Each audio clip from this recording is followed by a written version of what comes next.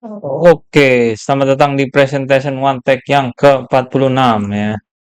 Di sini lanjutan dari yang 45 kemarin, yaitu learn through problem. Belajar ketika ada masalahnya, gitu ya.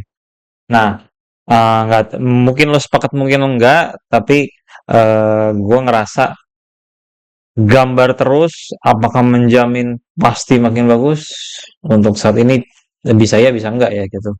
Iya, pasti makin bagus daripada nggak gambar sama sekali ya, gitu. Tapi kalau latihannya bener, gitu. Kalau latihannya cuma praktis, mengurangi apa nggak ada tujuannya, cuma yang penting sibuk latihan, latihan, latihan, latihan, latihan, ya kebanyakan mungkin tetap improve ya, tapi sedikit gitu. Padahal effortnya besar gitu kan. Nah, selama proses belajar itu yang penting lu nggak mindless gitu ya. Nah, kalau buat kerja sih mindless boleh ya, karena mindless kan sebenarnya ngulangin apa yang lu tahu aja gitu kan. Tapi kalau lu belajar itu lu bukan ngulangin apa yang tahu, tapi lu mencari tahu yang gua belum bisa supaya bisa gimana gitu kan ya. Tuh, jadi kalau buat kerjaan silakan aja mindless gitu ya. Tapi makanya gue lihat beberapa temen gue juga ada yang dulu bagus, tapi bagusnya tuh stay di tahun 2014 aja gitu. Nggak pernah bertumbuh lagi gitu ya. Karena komisinya rame, duitnya juga lancar, tapi nggak pernah improving karena mindless terus kan. Orang ngulangin apa yang dia udah tahu doang gitu kan. Nah itu. Nah, terus teori 10.000 jam. 10.000 jam tuh iya. Tapi kalau latihannya bener gitu ya. Kalau 10.000 jamnya cuma ngulangin kesalahan yang sama terus-terusan ya lagi-lagi mindless ya. Ya nggak akan bawa lu kemana-mana juga, nggak bakal bikin improve juga ya gitu. Nah, malah mungkin malah lebih parah ya, karena yang dilatih tuh yang salah gitu kan. Betul. Seperti garis gue yang kayak gini gitu. Ini gue kan latihan yang salah ya gitu. Coba susah hilangnya gitu kan. Nah, terus sekarang problem ya. Jadi yang video kemarin nih problem objektif matrix evaluations ya. Gitu. Problem nih ada banyak nih sebenarnya. Ini sebenarnya pengalaman gue pribadi semua ya gitu. Aduh, gambar gue kok nggak sebagus yang lain gitu kan. Kok orang lain bagus, gue kagak ya gitu. Temen gue udah improve banget gitu. Gue masih gini-gini aja gitu, kesel gue gitu kan. Terus anjir gambar gue anatominya rusak banget, hancur gitu kan. Anjir, gue udah coba tapi gue nggak bisa-bisa ya gitu. Terus pose gue kaku gitu. Gambar lu kaku gitu. Gue dulu awal-awal gambar dibilangin cuma diomongin itu yang gambar lu kaku tapi nggak tahu solusi biar nggak kaku tuh gimana. Sebenarnya biar nggak kaku ya belajar gestur gitu ya. Terus eh gue tahu nih gambar gue masih belum bener tapi gue nggak tahu benerinnya apa gitu ya. Gitu. Gue nggak tahu salahnya apa gitu kan. Itu sering buat newbie tuh kayak kalau gue tanya gimana? Apa yang masih bisa diimprove? Dia tuh beneran kayak point out hal yang sangat minor gitu. Terus literally nggak tahu ya salahnya apa ya mentok gitu. Dan gue pun juga gambar juga kadang juga ini ya butuh teman untuk tanya menurut lu ini bisa diapain lagi ya gitu. Habis itu demotivasi karena nggak ada improvement, gambarnya jelek terus gitu. Habis itu gara-gara menuntut diri untuk ayo gue harus improve, gue harus improve, gue harus sebagus idola gue yang ini dalam 1 hari gitu. Malah yang dapat bukannya improve tapi nggak tahu mau gambar apa, terus tiap goresan tuh beban karena harus bagus, harus bagus, harus bagus, malah jadi art block gitu kan. Nah, jadinya eh pertama lu harus tahu lu punya masalah dulu ya. Kalau misalnya gini, di case gua dulu pernah ngajarin orang tuh gini, eh salah lu tuh ini, misalnya anatomi lu, terus gestur lu, ya basically fundamental kan ya. Terus garis lu yang nggak confident gitu kan ya. Terus terakhir gue tanya, lu ngerasa gak lu punya masalah itu? Nah, kalau jawabannya enggak sih, gue nggak ngerasa. Nah, itu baru masalah tuh ya. Masalah yang lebih susah diselesaikan kalau orangnya itu sendiri denial ya gitu. Udah di point out salahnya apa, tapi denial gitu. Enggak, gue nggak ngerasa itu masalah gitu. Kayak gitu ya. Jadinya, nah kalau gap skillnya jauh, ini akan masalah ya gitu. Misalnya gue gambar udah puluhan tahun ngajarin orang yang baru gambar gitu kan ya. Ya setidaknya setelah apa gapnya kan gue jauh nih gitu ya.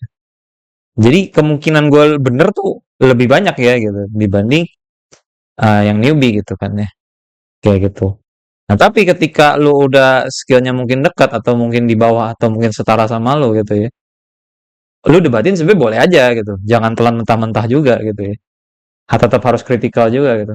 Tapi kalau lu kosong diisi sama orang yang udah pengalaman dan lu batu dalam arti enggak, gue ngerasa itu masalah. Enggak sih, gue nggak ngerasa gitu.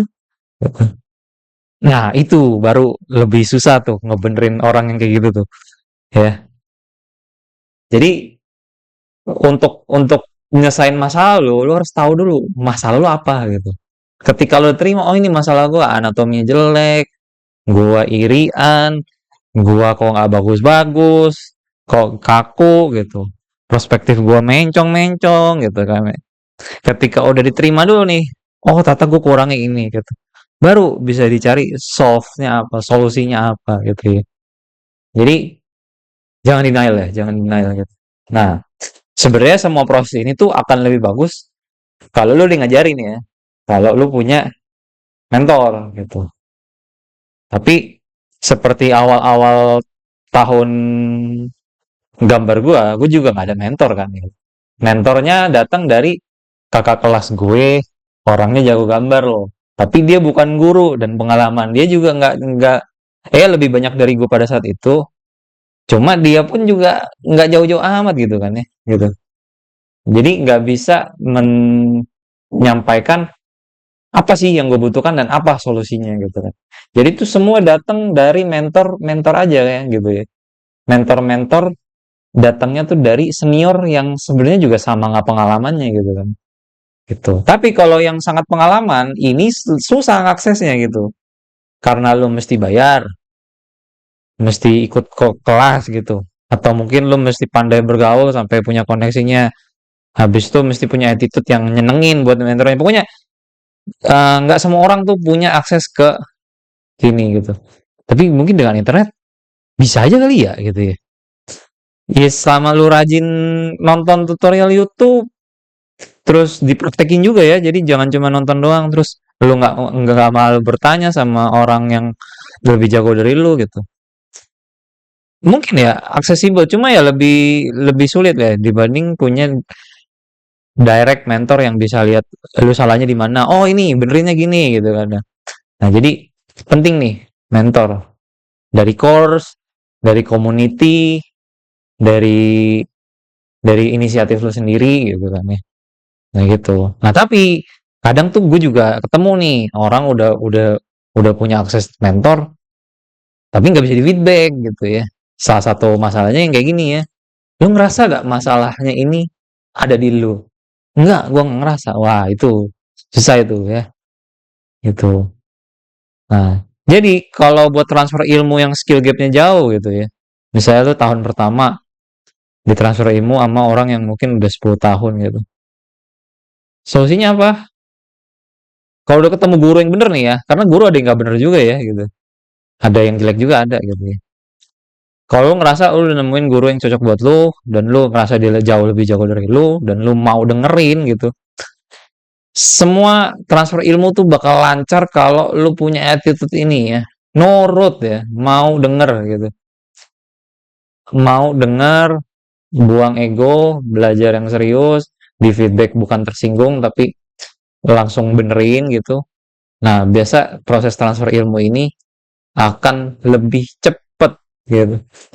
Karena nggak capek sama ini ya apa keras kepalanya studennya gitu kan ya. Gitu. Tapi dengan syarat kalau lu udah ketemu mentor yang bagus juga ya gitu. Ya kayak gitu. Nah, mentor yang bagus sebenarnya tiap orang beda-beda ya gitu. Ada yang suka banyak dipuji, ada yang suka digas gitu supaya terpacu gitu kan. Ada yang sukanya ceria gitu. Ada yang mungkin udah langsung to the point aja gitu kan. Jadi mentor yang bagus sih sebenarnya preferensi masing-masing orang juga ya. Nggak ada standar universalnya gitu ya. Cuma ketika lu punya akses ini ingat nurut gitu. Beda nih, kecuali mungkin kalau lu udah feedbacknya tuh datang dari temen yang setara atau lebih dari lu dikit gitu atau lebih kurang dari lu dikit gitu ya. Nah ini mungkin lu masih debatable ya. Emang iya ya dia ngomong gitu. Kalau lu cuma mentah-mentah aja, semua orang ngomongnya satu A, satu ke sini, satu ke situ, semuanya lu turutin, nggak ada yang masuk akal juga gitu kan. Kayak gitu. Jadinya feedback juga sebenarnya cari yang terpercaya aja, nggak usah banyak-banyak, karena suaranya kan berbeda semua dan itu bahkan bakal ngeribetin lu sendiri juga sih gitu. Nah, kayak gitu. Nah, oke. Jadi ini cara yang gua approach sekarang, belajar dengan masalah, masalah ditemuin bakal punya objektif, objektif bakal lebih seneng soalnya gue tuh kayak problem solving kayak lagi main game gitu kan ya. Gitu dan akan lebih senang hati untuk belajar fundamentals ya. Kayak begitu. Oke, terima kasih sudah menonton. Sampai jumpa di video berikutnya. Bye bye.